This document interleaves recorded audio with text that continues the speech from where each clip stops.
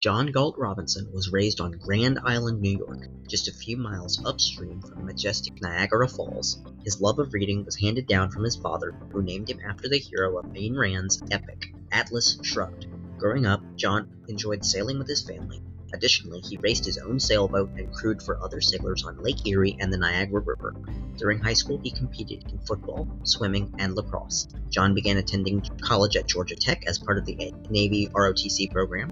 He finished his undergraduate degree at University of Buffalo in sports medicine and began a career as an athletic trainer after an ankle fracture medically disqualified him from military service. After earning his master's degree, John and his family relocated to Middle Tennessee, where he continued working as an athletic trainer providing care for several high school athletic programs. A few years later, he took a big risk and enrolled in medical school at East Tennessee State University. After earning his medical degree, John and his family moved to Columbia, South Carolina, where he began residency in emergency medicine. They continue to live there today, where John practices in a large regional hospital emergency department. John still sails and is also an avid fitness enthusiast, having competed in triathlons of all lengths, including Ironman and Half Ironman. Reading continues to be a passion. John enjoys thriller and suspense novels along with historical fiction and biographies. His favorite authors are Tom Clancy, Vince Flynn, Clive Cussler, Jack Carr, Ryan Steck, and Brad Thor. Along with his wife Pam, John is also a devout follower of Christ. Like his protagonists, he has a special interest in fighting human trafficking and helping rescued victims with their recovery. Several of his novels deal with this important subject, and in addition to raising awareness, he also supports several faith-based ministries that serve in the areas of human trafficking, as well as drug and alcohol addiction. John also has a strong interest in Christian apologetics and recently began teaching apologetics to high school and college interest groups in a guest speaker role. Ladies and gentlemen, let's have a talk with John Galt Robinson. Okay, guys, we are back in the studio for Season 7 of the Author on Wheels podcast. We are in the studio this evening with Mr. John Galt Robinson. John, welcome to the studio, my friend. Well, thank you for having me. It's good to be here. Good to be here. I hope the weather is nice there. Beautiful. 75 and sunny here in South Carolina today. Oh, Lord, I love it. I love it. It hit 80, I think, here today. Oh, man. But anyway, we're going to have a little discussion with John today. Start off, John, by telling us a little bit about yourself. All right. Well, you said my name is John Galt Robinson. The middle name is Galt. I was named after the hero of Ayn Rand's epic novel, Atlas Shrugged. She wrote it in 1957. It was considered one of the most influential books of its time. Certainly influenced my dad, and he said, if I ever have a son, I'm naming him John Galt Robinson. And then had 4 daughters before me. But anyway, so that's what I published my novels under. My publisher at the time that I was working with when I first got started said I normally don't put an author's middle name on the book cover, but in this case, we're making an exception. But anyhow, I grew up on Grand Island, New York, right above Niagara Falls. We were literally straight up river. You could stand on our dock, look down river, and see the mist rising up from Niagara Falls. We were 5 miles upriver. It was paradise as a kid to grow up on a river like that. We fished, we swam, we water skied. I grew up sailing, racing sailboats. Problem is, it's just too cold 10 months out of the year. So I finished high school, and I really wanted to be career military, Navy, Marine Corps. I applied to the Naval Academy. I didn't get in. I ended up at Georgia Tech. I went Navy ROTC there, and I was studying, but my grades were terrible. And I left Georgia Tech after a year and a half. I went back to Buffalo at University of Buffalo. I enrolled with the Marine Corps at that time with what's called Platoon Leaders Course to get my commission. You would get commission when you graduate. And then I broke my ankle a year later. They had to put screws in there, and it was 1988. Cold War was ending, and I was medically disqualified. I had to find something else to do. So I got into sports medicine. I was a certified athletic trainer. After finishing my graduate degree, my wife and I both hate cold weather. We decided we're moving back south. Mm-hmm. So we moved to Tennessee, and I worked there for several years. Once we started having kids, we realized this is not the best career for a family. Just you work bad hours. You work afternoons and evenings almost every day. So when your kids are home, you're not going to see them much. So my boss, I was working in a physical therapy clinic as well. My boss at the time, his name was Vernon Sides, a great guy, very supportive. And he's like, well, why don't you go back and get your physical therapy license? Then you can work more normal hours. You'll make double the pay. And at the time, there's very little difference between physical therapy and athletic training. So it was basically just two classes. So I was going to just take the two classes, and every physical therapy program was moving to a graduate program. And I said, no, we're not doing that anymore. You have to go for 5 years. I'm like, well, I can't do that with a wife and three kids. And the Army had Right. a program. We looked at going Army. And again, I was medically disqualified. So Hmm. somebody's like, hey, what about medical school? First, we just laughed, like, there's no way. But it No grew on way, us. huh? We prayed about it. And couple years, a year later, I started taking the prerequisite courses, and my boss again was very supportive. He would let me have time off in the mornings to go. He had to drive an hour to get to any community college. We were in rural Middle Tennessee. There was nothing near us, and so Hmm. I'd have to Where drive exactly are up you to. from? Oh, do you? Okay. Well, I would Yeah. drive up to Columbia, Tennessee, or down to Muscle Shoals, Alabama, to take courses. A couple years Right. later, I applied to medical school, and by the grace of God, I got in. And Praise God. so That's amazing. yeah, yeah. It was all him. It wasn't me. So I tell people the fact that I'm a doctor today proves God's still in the miracle business and has a sense Amen of to that. humor. Amen to that. Switch it up a little bit. Describe the feeling you had when you published your first project. Absolutely ecstatic. I never planned on being a writer. I'm an avid reader. I could tell you the very first novel I read that inspired my love of reading. It was by S.E. Hinton. It was called The Outsiders. It was required reading in seventh grade.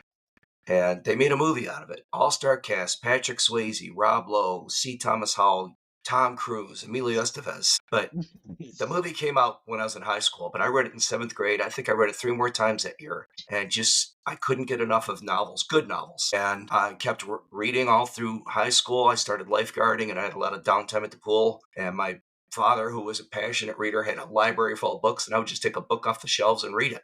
And my brother was the same way. He would give me books to read. And then I got to college. And again, I was Navy ROTC at Georgia Tech. And somebody, it was spring of 87, somebody said, oh, there's a book you'd love. And he gave me The Hunt for an October by Tom Clancy. Well, that changed everything. And it just was like throwing gasoline on a fire. Became even Hmm. more of a voracious reader. My wife is too. And it was about 2015. My wife and my youngest daughter, who was a junior in high school at the time, started telling me I should write books. And I kind of laughed at first. In Right. high school, I was a math and science guy. I was an athlete. Essays were not my thing. You assigned a 100-word essay, and I'm like, how many times can I put adjectives in there and get to 100 words quickly? Right. But it grew on me. I started thinking, oh, it might be fun to write, but then what am I going to write? Well, I know I don't want to write something in a thriller because that's what I like to read. Hmm. But all I could think of was what other people did, and I don't want to copy what other people did. And I was like, I've got to have my own characters, my own plots. Hmm. I even prayed about it and I put it on the back shelf. And one night in July of 2018, I woke up with the first book in my head. I kid you not. You can ask my wife. I got out of bed at 4 o'clock in the morning. I came right into this very room. I pulled out a legal pad and I wrote about 2 pages of notes on plot and characters. I started researching the next day. It took about a year and a half to write the first one, and I couldn't believe it published. And to actually hold the book in your hand, there's nothing like it. It's unbelievable. It You're is. an It author is. too. I'm sure you know what it's like. Oh yes, I. You were talking about coming up with the plot of your book in your, or at 4 o'clock in the morning. Yeah. I kid you not. I wrote probably half of my first book, A Fight to Survive, laying. I kid you not, in a hospital bed, fighting for my life from a massive kidney infection back in October of 2018. I Wow. came up with half of the book in my head because it was my life story. I just started writing Sure. notes. I'm like, go ahead. No, no, no. I'm listening to you. I said, sure. I'm sitting there. I literally have my phone in my hand, and doctor's coming in. I need to take your blood. Here, take it. I'm sitting here with one hand typing, blah blah blah blah blah blah blah blah. And I didn't write. I didn't stop writing probably for about a week straight Wow. because there was so much that I had to get out from birth until 23.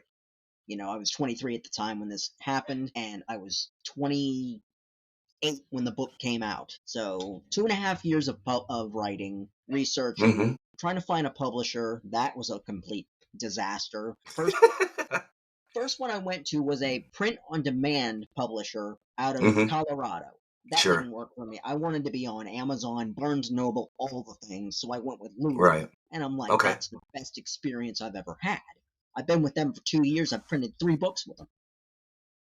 Outstanding. Getting the book, because the book actually, the first print actually showed up on my 28th birthday, May 14th. So I'm Wow. sitting in my driveway holding this book, crying, and I'm like, this is insane. Because my mom passed in 2020. She was the Oh, I'm one that sorry. told me that I need to get the book out before she goes. Because she had an inkling that she was going to go.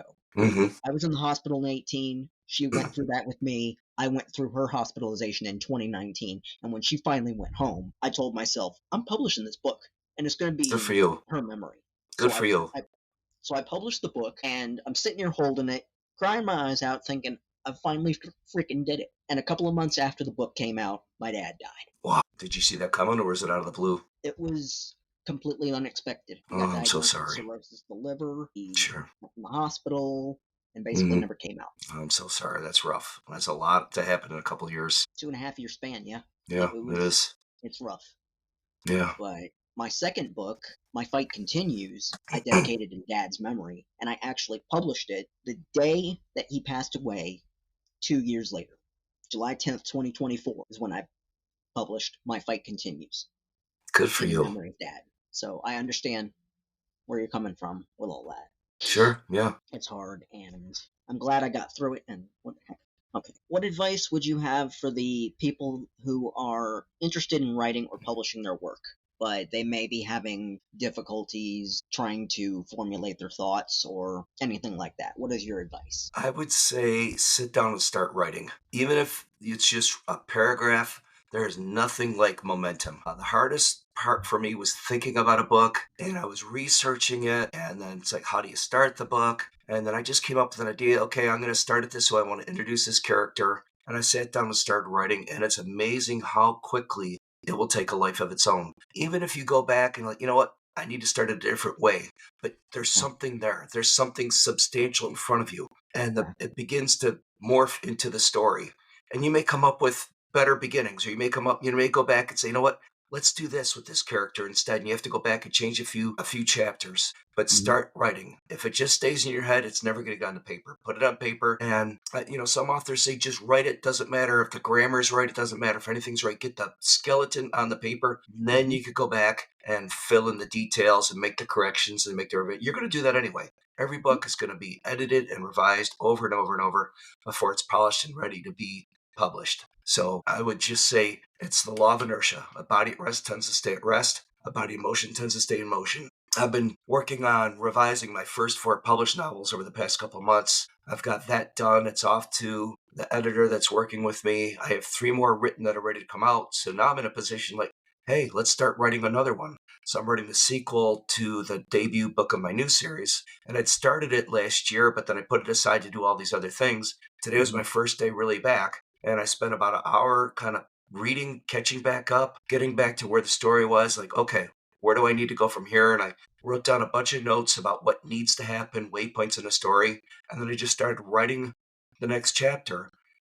Really not sure how to go about it. And then within 15 minutes, like, I know what I'm doing and I know where the chapter was going. I spent the next 3 hours writing today when I was emailing back and forth with you. So you just have to sit down and start typing or writing. And it's amazing how quickly it will take a life on its own. That is incredible, and that is true. That is true. I'm going to Mhm. switch it up. What is one motto that you live by as an author? Write what you want to read. I would say don't write to try to please other people. Don't write to sell bestsellers. Write what you want to read. Then, if you want to read it, you're going to be passionate about what you put on the pages, and there's going to be other people that want to read it too. I love that. I love that. That is perfect. That is so spot on. To end it out, where can people connect with you? I just finally have a website put up. It's just my full name, johngaltrobinson.com. It's very rudimentary at this time. There's not a lot on Mhm. it, but there's links to my books. There's a link to my newsletter. Anybody right now that signs up for the newsletter can get a free download of my first novel, Forces of Redemption. I just revised it. It's an ebook format. It's not up on Amazon yet, so I'm offering it free to anybody that signs up for the newsletter to generate interest that way. It's revised from the first one. My books are on Amazon, Barnes and Noble, pretty much anybody that sells books. I'm on Kindle Unlimited, but my website, johngaltrobinson.com, is a good place to start. That is incredible. That is. See, I think I even looked at your website the other day, just trying to get a little bit more knowledge, and I looked and there was barely anything. I'm like, okay, this Yeah. is cool. But I think I did sign up for your newsletter, if We're I'm not going to be mistaken. getting more. We're going to be getting more up there. My website developer has a lot going on. She's a hockey mom, has 3 boys playing travel hockey. This is a busy time of year for her, and she's wonderful. But I was like, we at least need to get a website up and going so I could have a Mhm. newsletter going. And I do the newsletters myself and send those Yeah, out every same. month. But eventually, Awesome. I'm going to have interactive things there, a link to if you want to buy a signed copy of my novels, links to the charities that I work with. I mentioned some of the charities actually let me mention them in my novels, like Adult and Teen Challenge, which is a big drug and recovery addiction center, and they have centers all over the country. They've given me permission to use them in the story, so I always put a link there. Some of my novels deal with human trafficking, and there's organizations like Saved in America, Lighthouse for Life, that I like to support with any money I make on the novels, and on top of that. But so I'll have links to that so people can get involved. When you read some of my novels, a couple of them deal with human trafficking. You may think, wow, I need to help out somewhere, and I'll have ways people can help out with that. So there's going to be a lot on the website, but right now you get on there, there's a nice background picture of Niagara Falls, 2 links, and that's about it. Nice, nice. Well, guys, that's the end of today's episode. Thank you so much for tuning in. I'd like to thank our guest today, John Galt Robinson, for joining us on the Author on Wheels podcast. And before we go, I'd like to impose a question. How are you telling your story? We all have a story to tell, and it's up to us to find our way, our unique way of telling our story. Because as I always say, a story is always as good, only as good, as the person telling it. So, with that being said, thank you for watching. Thank you for listening. We'll see you on the next episode.